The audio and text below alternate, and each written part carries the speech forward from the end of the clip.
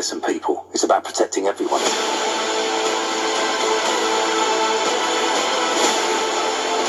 can't let this happen. There are women and children in there.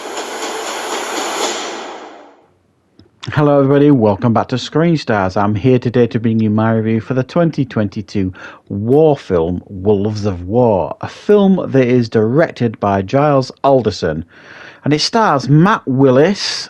We also have Ed Westick, Rupert Graves, Sam Gittins and Anastasia Martin. Now the film focuses on a group of soldiers that are sent behind enemy lines to rescue a scientist, and this scientist essentially holds the key to ending the war, pretty much.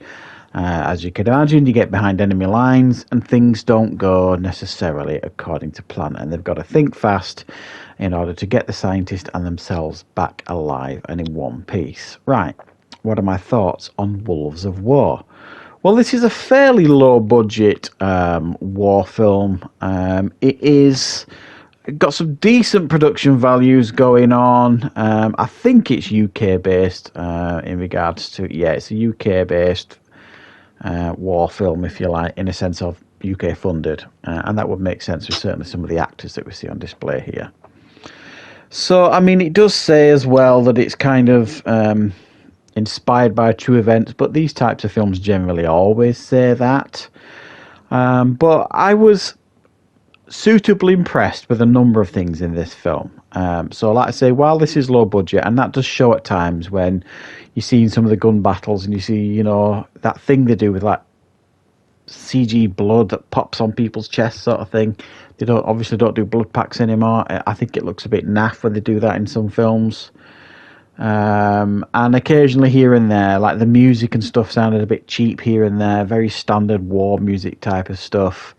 And some of the costumes and some of the actors in some of the costumes didn't necessarily suit the parts, especially the German soldiers. So at times the budget did kind of scream out at you, but at other times it felt suitably impressive. You know, you've got some vehicles here and there. You've got like the planes at the beginning when they're kind of jumping behind enemy lines. That's pretty impressive. I thought the costumes for the most part looked the part, certainly for the Allied soldiers anyway, and some of the German soldiers, and the weapons all looked fairly authentic. And I thought overall the performances were of a really good standard. Everybody here was obviously of a good standard in regards to being an actor, and there are some recognisable faces here. For certainly, if you're English anyway, Rupert Graves stands out, and Sam Gittins, certainly to me anyway. So it does have quite a lot going for it, this film. I think what lets it down after its strong start, I did think it was a strong start. You know, like I say, when they're in the plane and then they're going to kind of parachute behind enemy lines and stuff. After the strong opening, it kind of, the pacing falls off a cliff a little bit, and it really slowed down terribly for me, and it became quite talky.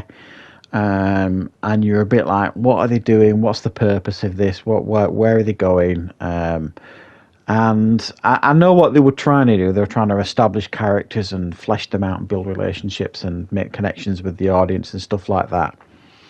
And ultimately, I do think that effort does pay off to some degree, but it really does suffer in regards to the pacing of the film, the second act, if you like. And then it does pick up once they find this scientist sort of thing, and then they, hatch the next stage of the plan. It's kind of, full on to the end almost. You know what I mean? And it kept me interested and engaged. And I think the film surprised me a little bit by the end because it's one of those war films, not exactly like The Dirty Dozen, where everybody's dying in left, right and centre. But there are some characters here that we've established relationships with that do kind of die. And I actually cared, you know what I mean? You know, when they were trying to save people and they were doing these heroic gestures and things like that, I actually was surprised to find that I actually cared of the outcome of some of these characters and whether they were going to get back home and meet the families, get back to the families and things like that. And that's not necessarily an easy thing to do. And I do think this film did a good job of actually making you care about I wouldn't go as far as to say all the characters, but certainly some of the characters. Where the film falls down in some areas, certainly one of the areas, it's got a very stereotypical like Nazi commander. He's very, very horrible. He's very, look, I get it. The Nazis weren't exactly good guys, but it does feel a little bit stereotypical. I think these days we kind of expect things to be a little bit more layered and complex in regards to our villains. And this Nazi commander is just, he's just a bad guy. He's almost pantomime in his approach to the character and performance. But it's fine. It doesn't necessarily need to be much more than that. And there's quite a few shootouts in the film that are done quite well, I think. I think they do a pretty good job in regards to the shootouts. You're engaged in the outcome of it, and all that kind of stuff. And they are quite exciting here and there.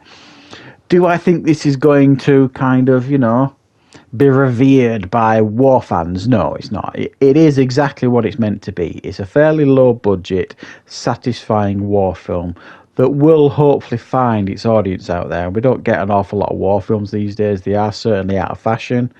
But this one does its job. It does feel like there's an ingredient missing to kind of elevate it a little bit better than what it is, and whether that be like the budget or a little bit more excitement and action here and there, or just another element added into it to make it a little bit gritty and dirtier and darker. But I think they did a pretty decent job with the budget that they had at hand here to deliver a fairly satisfying, if average, war film, which is why I've given it a 5 out of 10. So thanks very much for watching. I hope you enjoyed this review. I will, of course, be back with more content on the channel very, very soon.